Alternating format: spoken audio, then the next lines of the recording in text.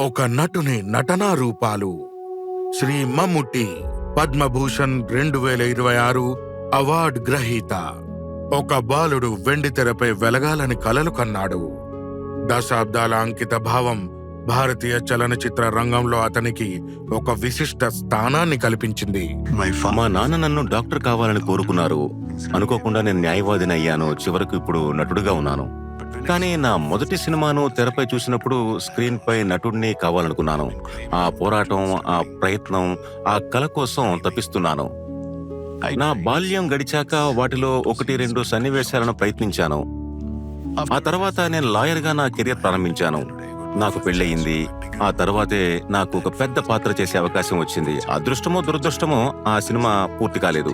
నేను ఔత్సాహిక నాటక రంగం చేసేవాడిని. నేను మిమిక్రీ ఆర్టిస్ట్ని. సమయం దొరికినప్పుడల్లా నేను నాటకాలు కూడా వేసేవాడిని. కానీ నా అభిరుచి సినిమాలే. చాలా కష్టపడ్డాను. ఎంతో మంది దర్శకులను కలిసేవాడిని. వాళ్ళు నాలో ఏదో ఒక తప్పు వెతికి నన్ను తిరస్కరించేవారు. బాధాకరమైన క్షణాలు కూడా ఉన్నాయి.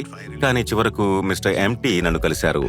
ఆయనకు నాపై కొంత నమ్మకం కలిగింది. దాంతో ఆయన నాకు ఒక అవకాశం ఇచ్చారు.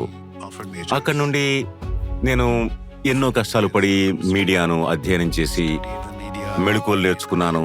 ఒక సాధారణ నటుడిగా మారడానికి చాలా కాలం పట్టింది.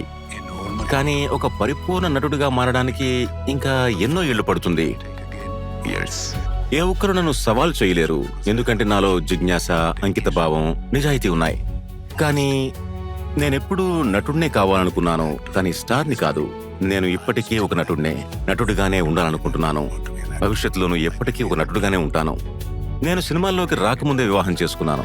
నాకిద్దరు పిల్లలు, ఒక కుమారుడు, ఒక కుమార్తె. నా కుమారుడు ఒక నటుడు, నా కుమార్తె చిత్రకారిణి, నా భార్య గృహిణి. వారు ఎల్లప్పుడూ నా అభిరుచికి తోడుగా ఉండి ప్రోత్సహిస్తూ నాకెంతో సహాయపడ్డారు. నేను చాలా మంది కొత్త వారిని, కొత్త దర్శకులని తొలిసారిగా దర్శకులుగా మారే యువతను ప్రోత్సహిస్తాను. వారికి నాతో కలిసి పనిచేయడానికి ఒక భిన్నమైన అవకాశం లభిస్తుంది. నేను దాన్ని కోల్పోవాలనుకోను. శ్రీ మమ్ముట్టి పద్మభూషణ్ 2026. కోడి కోడి నమస్కారం.